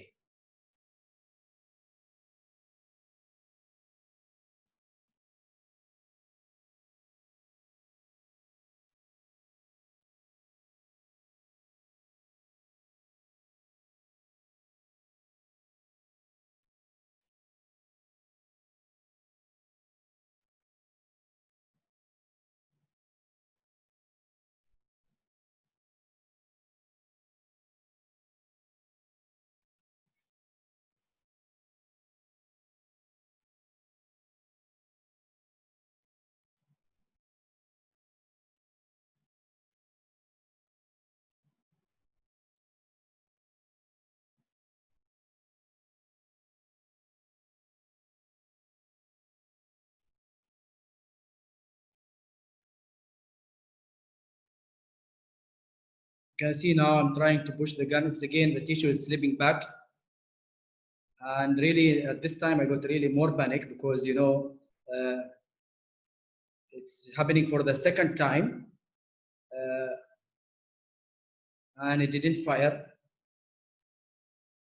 Or maybe it fired partially with more bleeding and more fizzles open up. So as I said in the beginning, it is really, you have to control your nerves and take your time and be prepared. Try to control the bleedings. So this is what I did actually. Luckily, there was one big fizzles here which opened up and it was oozing dramatically. I control this with multiple clips.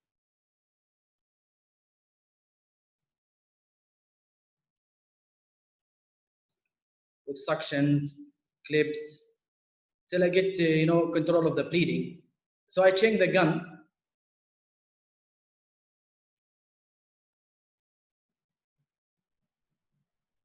I use a new gun.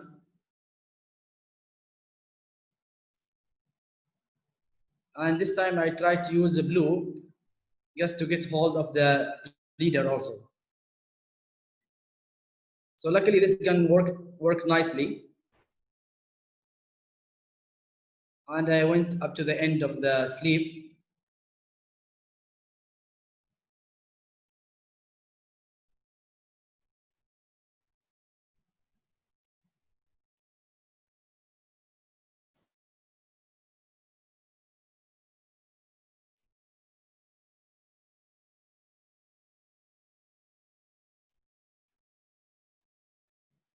So luckily the gun, I mean, a new gun worked everything nicely, and we completed the sleeve. And then I came back again to that area, and I plicated everything almost from top to down. And I used really the nice stitch, which is about the Stratifix. Luckily it controlled everything, and I just double checked things. Then I did methylene blue, and the patient stayed for 48 hours. Actually, I didn't put a drain also. I was asking myself, shall I put a drain or not? But I was happy with everything in the end. So I completed everything with the plication of the stomach. And the patient did very, very well after that. There was no complaints, and he was discharged home. And this has happened almost like 8 months back, and the patient is doing fine now. So next case is about near miss injury, mesenteric injury. It's a 56-year-old male. He is hypertensive in one medication. He came to reduce weight because he has a low back pain. BMI is 42, like any normal individual. So what happened in this case? Usually I use ferrous needle to inflate the abdomen, and once I have that pressure up to 18, I use OptiView to go to inside the abdomen. So actually in this patient, I thought that what's happened, that I inflated the abdomen and then I used the OptiView. Usually, I don't know if anybody is using the same, that when you are using the OptiView, you feel, you go to that black area where the air, and you feel that you are inside, and that, after you dissected the muscles, you go to the preperitoneal fat and you are in the abdomen where you see, the air, and you are in the pneumoperitoneum. So actually I was going in, and I felt that I have gone more than I expected. And when I noticed that, I just asked that if what happened, that actually the gas was not connected to the ferrous needle. So the gas was showing me that it's flowing, but the gas tube was not connected to the machine. So actually it was like, I was misled by the readings, and I thought the abdomen was inflated. And then I stopped. I felt there is something goes wrong in this patient. Even in the beginning, I cannot see anything. There was nothing, the bowel looks healthy. But I was doubting myself, and I was rethinking, and I thought, let me just check. So I was checking and checking.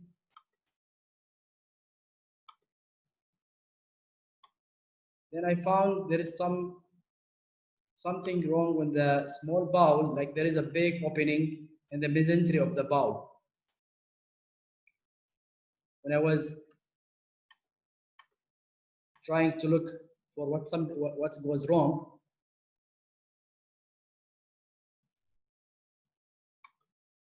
you can see here in this, I was trying to go in and out, checking here and there. I found this mesenteric, opening, big mesenteric opening in the small bowel. But actually this doesn't worry me. What worried me, was it anything beyond that? Was anything going to the mesenteric root, or anything goes to the great fizzles? So I was really still, I want to make sure and double check. Even thanks God, there is no, bleeding, there is no hematoma there. I cannot see anything in the abdomen.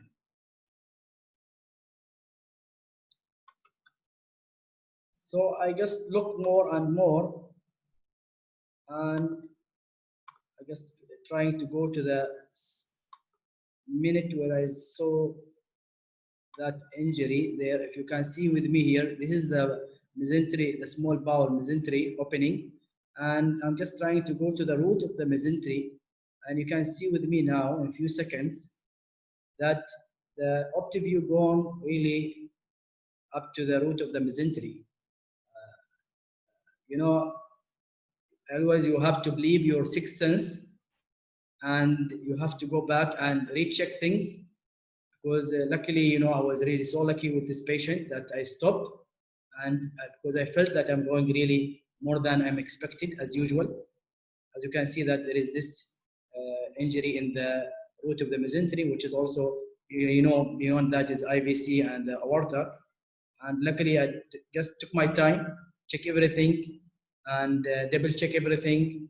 And I asked also the anesthetist to raise the blood pressure a little bit, just to make sure that there is no other source of bleeding, or there is something which is hidden. Alhamdulillah, thanks God that things went fine.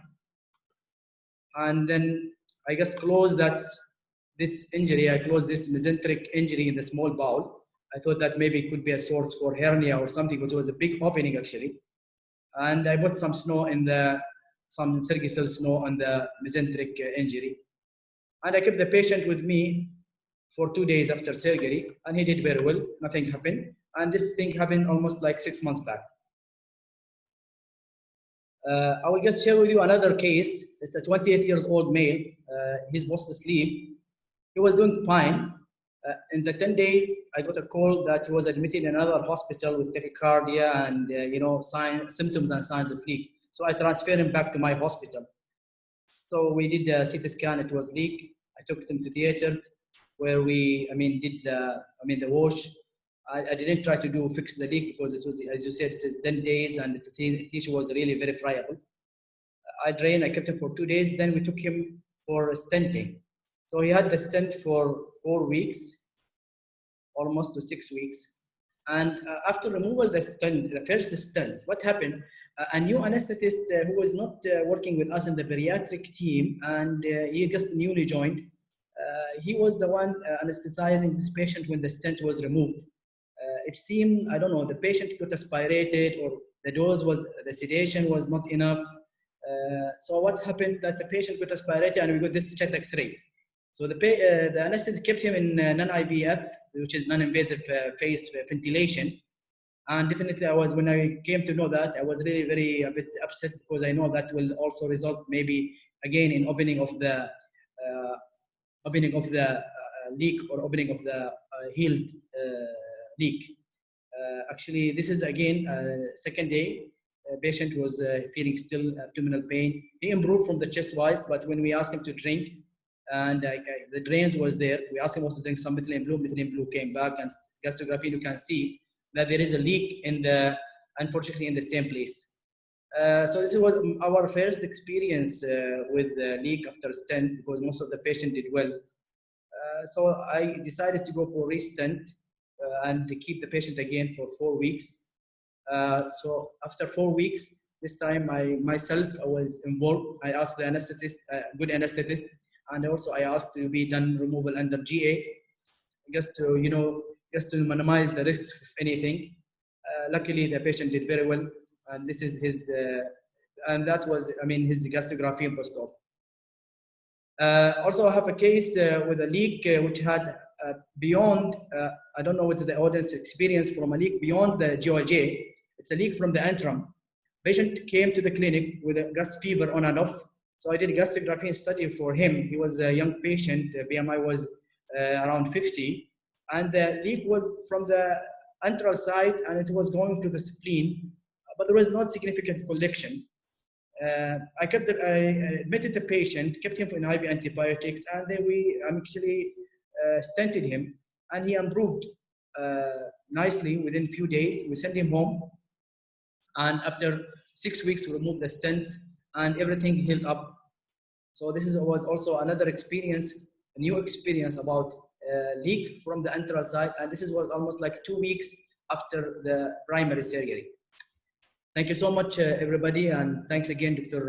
Prof. Tariq, Dr. Abdul Wahid, for the invitation, and thanks for the listening. I'm ready for questions. Thank you, Dr. Badr, for a nice presentation. We have a lot of questions about the first movie for non-firing of the first stapler. All audience need to know what is the cause of failure of the firing. What do you feel? I feel I grabbed the tissue more than it should be, because I'm trying to use always, around, 5 staplers. Some of these patients, some really big stomachs, when you go that, you have to go for 6 firing. So I'm trying to avoid that. So maybe I try to get maximum from the fundus in the third, which I think that can help you later on to get up to the 5 firing. So maybe I think that was the reason. And unless something else was in the stomach, I mean, something solid in the stomach, which is, I cannot say, because this patient, when they come the same day for admission, and we keep them for 6 hours prior to the procedure. But some of these patients are coming actually from the desert, as this guy. So like heavy meals is expected. That could be also another reason, something which is solid still stuck in the stomach. The other issues, why it happens also again, that's also, it could be the same reasons. But I think it was something to do with the gun itself. Do you think you are so near from calibration tube, or maybe nasogastric tube inside between 2 blades of? I used to do 36 boogie. The size of the calibration tube is 36 French, and this is I had been for the last 5 years using 36 French, and I have no problem with it at all. But is it maybe I was so close to the boogie? Usually these guns also are smart, you know, once you grab the tissue, the boogie should be pushed away. But really I have no explanation till now. But which I think, I mean, the idea from this, that you should always not to panic. You should take, I mean, your time, you should be ready, and you should know, I mean, how to manage bleeding intra-op. Because sometimes, you know, instead of, I mean, rushing to open or rushing to do things, I mean, as unexpected, you should maybe, with experience, definitely, and as long as the patient is in the safe hands, you should always try to continue thinking laparoscopy. Another question: if you have freezing of stapler during this event and you can't open it, what can you do? I didn't get you. If you have freezing, you can't open the stapler, especially with echelon 1. Yes. So this is what I mentioned. You know, you have to know your stapler. Your stapler, I can, you know, we say like your stapler is a gun. So you have to know your gun. Really, you have to know what is exactly your gun and what are the tips to open the guns. I have seen in YouTube some of these people, they cut the tissue behind, they cut the tissue in front, they do a lot of things. Actually, these guns are very smart, and they had the manufacturer, they made the small tips that you reopen the gun, unlock them nicely. So in this case, because I know that, I just fire there is a button, brown button, I just fire it down. Then after firing, I mean that button, you again have to push the whole thing like you're firing. So the whole gun go back again. Then you go and open the unlock. It will open nicely. Actually, I have this experience many times, and with my colleague. And in my fellowship, I did a training in Japan, and I went to the J&J wet lab in Fukushima. If you know Fukushima, it is the one which was hit by the nuclear plant in 2012 in my fellowship, and I had a very good, I mean, training there, and we learned everything about the gun, about the J&J. And I think it should be also for any gun you should use now, especially for COVIDians or the new Chinese guns. You should know what are the tips, how to open the gun when it is get locked, and it's very important. It will save you. About second video is the injury of the mesentery from 2 sides. You continue your operation. What's type of operation? You're going to bypass or second movie? It was a sleeve gastrectomy.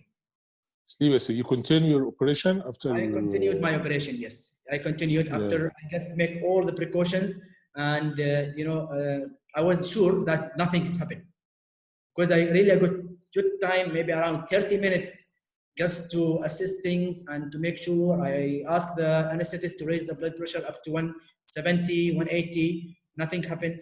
So I was really very comfortable to continue the procedure. But I think that what is sixth sense, you should always double check things you know, the gas was flowing. I was believing the machine that the reading was that the gas was going to the abdomen, but unfortunately, the tube was not connected to the machine at all. And the gas was going to the air, and nobody was noticing that.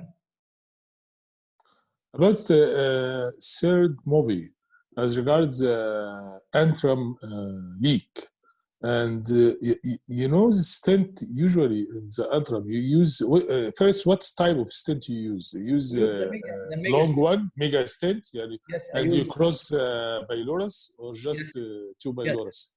Yes, to the duodenum. Yes, because usually the treatment of antrum leak or opening at the antrum is usually treat surgical or drainage, and we didn't hear before about using stent to treat the antrum leak. Usually stent, even in stent in the gastroesophageal leak, have not good results nowadays. Do you think the new era of pigtail, endoscopic pigtail, will change our opinion about how to treat the leak, especially after sleeve gastrectomy? Actually, thank you, Prof. Tariq, for this question. Actually, was our third option after restenting to go for this endoscopic back, or the pigtail, for the pigtail. And really, I was very, because this is all our first experience. So I was really praying that this leak will heal. I haven't need to go to the pigtail, which is luckily happened for this patient, but it was our third option to go to for the pigtail. But I think definitely it had been used, and it has been a very good options. And people, they have got a very good, result out of it. And the patients also, they felt much easier, more comfortable compared to the stent. And definitely also about the endobag, but maybe the withdrawal of the endobag that you have to go and change that sponge every 2-3 days, which is also disturbing and discomforting for the patient. But definitely they are valid options.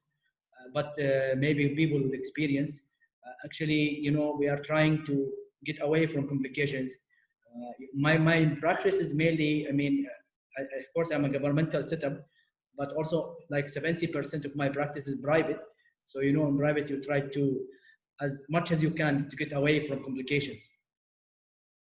From your experience, it is very important to know now about Oman experience. What is your algorithm, how to treat the sleeve leak in Oman? So far, we are doing stenting. And we started since 2014. All patients with leak, we stent them. And usually we were waiting for 8 weeks, then 6 weeks. Now we're between 2 to 4 weeks. Depends on the patient conditions, and depends also if the patient had been taken to theater or not. So if the patient had been taken to theater, we try to do the stent in the same setting. That the patient still anesthetized, we keep him for another day, or in the same setting, we take him again for stenting. So, and then we keep the patient for for 24 or 48 hours, and we keep him for 4 to 6 weeks.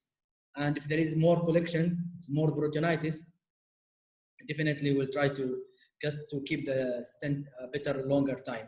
But so far, all our leaks had been experienced, had healed nicely with leaks, with the stent. You use oversewing of your vestibular line by any type of suture or or batteries? We stopped, I stopped this since 2016. I'm not suturing my vestibular line since 2016.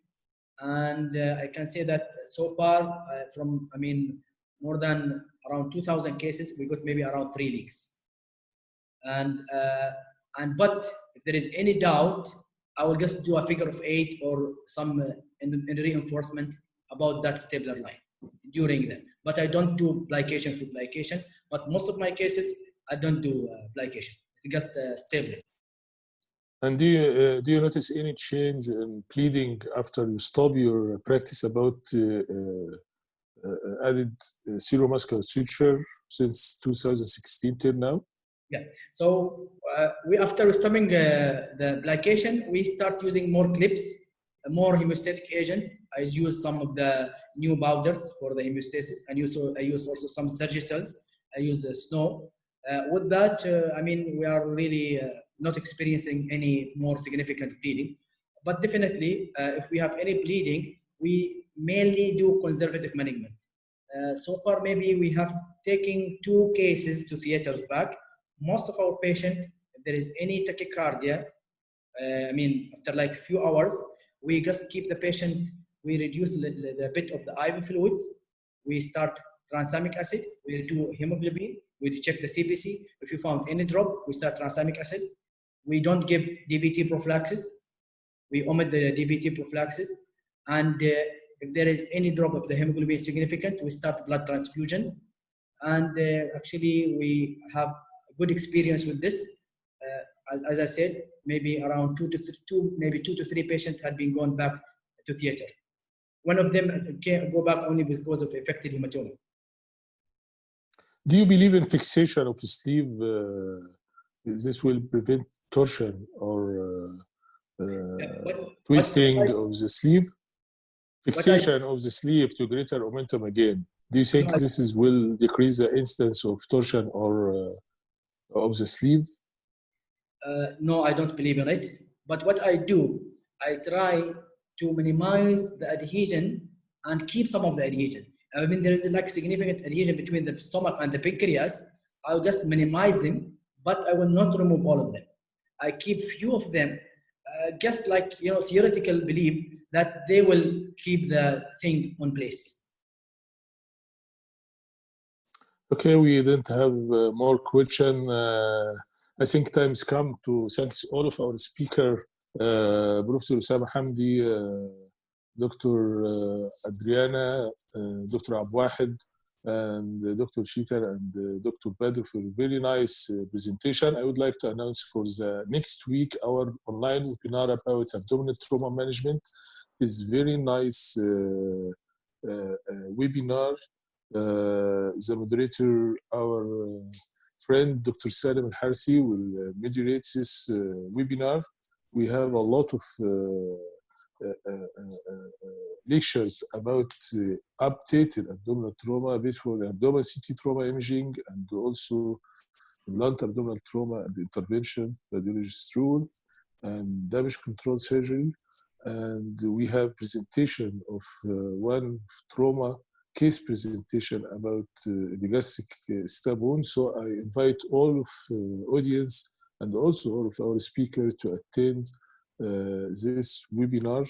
And thank you for all our speakers and thank you for all of our audience. And we will see all of you next week at the same time, 8 o'clock by time, Friday. Thank you for all. Thank you, Dr. Tariq. Thank you.